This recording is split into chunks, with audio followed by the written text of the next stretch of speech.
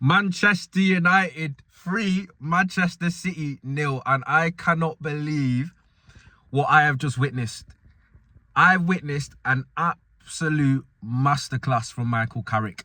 What a game, what a debut. Honestly, I could not have imagined on my wildest dreams, I could not have expected that. I'm lost for words. I'm literally about to play a game now. I'm about to play a game, so I thought I'd come in here quickly get a review done. But where do I even start? Honestly, like, this euphoria I'm feeling right now, I don't remember the last time I felt anything like it. Watching today, we've been battered back. You know what's mad? Obviously, the possession stats weren't kind. We barely had any of the ball possession-wise, but if you want an example how you can control and dominate a match without the ball, they're going to be having that in university dissertations to represent it. Because I can't think a glove that they even laid on us right there. The free-flowing football, we looked like we'd score every time we forayed forward. That was the Manchester United that I grew up loving. That is the Manchester United that I grew up loving. Like, a blast from the past. I don't want it just to be a pipe dream, but that, I've not enjoyed a match so much. And listen, to a man, we were incredible. We had Diogo Dalot playing against us, but outside of him, Martinez with his, what is that, like his third or fourth lock-up session, Erling Haaland, didn't have a sniff. When I saw the starting lineup and I thought, no Cunha, no Sesko. I thought I would have dropped Cunha anyway, but no Sesko having scored 3 goals in 2 games. I thought that was a bit harsh.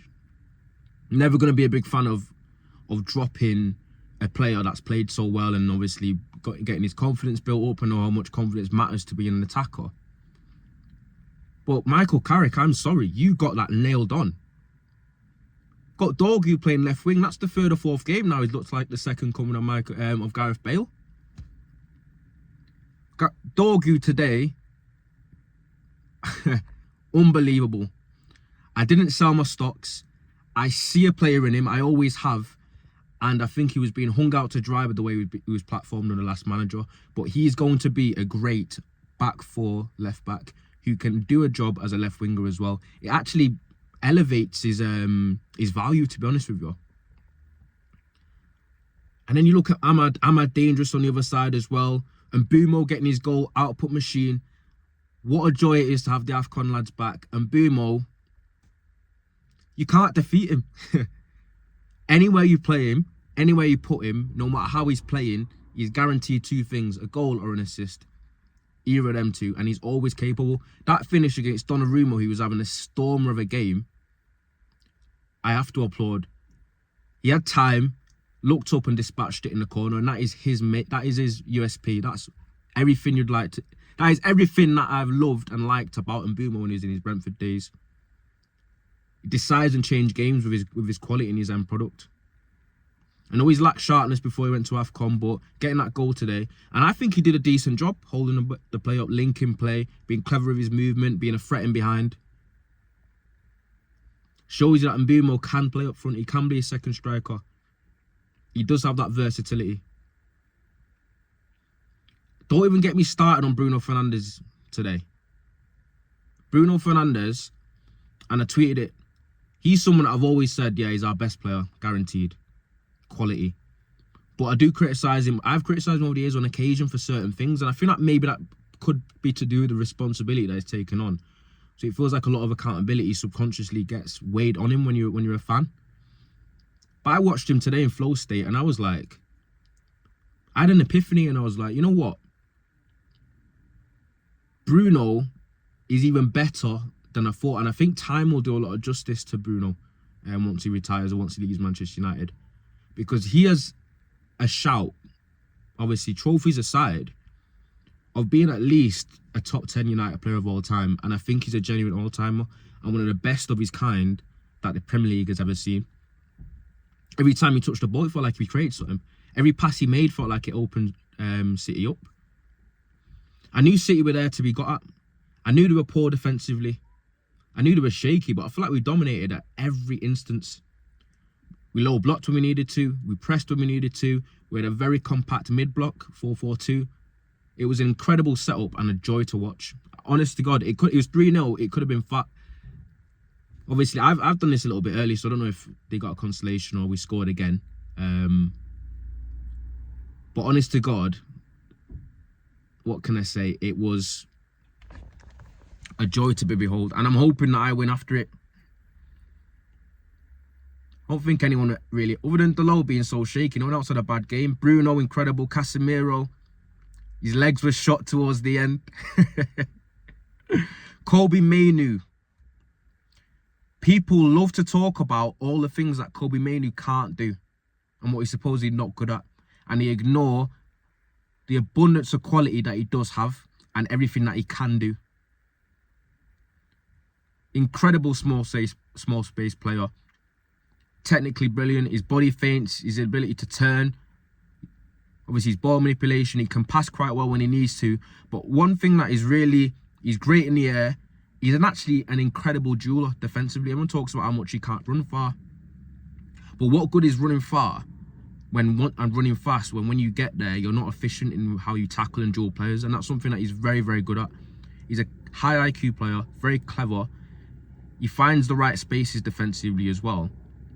And he's very wise. And he's very strong in the duel. More respect needs to be put on his name. And that is a player that people wanted to oust to back a manager that won 31% of his Premier League games. I will not have it again. What you saw today is everything that Manchester United needs to be. We'll obviously control games in the future. We'll need to dominate games more, obviously, and different game states when obviously the onus is on us, when we've got possession and we're not playing against one of the big boys. But I'm not here to talk about all that. When you batter your rivals at home, fuck saying tactics, fuck talking about negatives. You just gotta soak up the joy, man, because I listen, the smile on my face. So I saw Sir Alex Ferguson when we scored the second goal. I have not seen the joy on that man's face in years, never mind the last 14 months. See, he had no answer for us today. No answer whatsoever. And Carrick's still undefeated as Manchester United gaffer.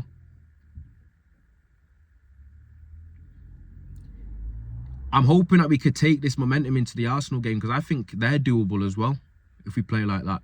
And you got Cunha that comes off the bench and assists Dorgu. I did think he'd have a part to play when he was on the bench against tired legs and our defence with his quality. But I just think everyone to a man was really, really good. I don't really want to harp on any negatives at all. And it was the passion and the intensity and how fired up the players looked. There was a determination there. I thought the last two games, it looked like they were feeling sorry for themselves a little bit somber that the previous manager has gone. But today, it felt like a team that didn't have anything else on their mind apart from winning. We didn't turn up to survive. We didn't turn up trying to be respectful. We took the game to City and they had no idea how to cope. Because we could talk about their defensive issues and their defensive injuries. They've been quite poor defensively all season. And I thought with the attacking calibre and the players that we do have, we could pose them problems. But I thought defensively we were just as solid.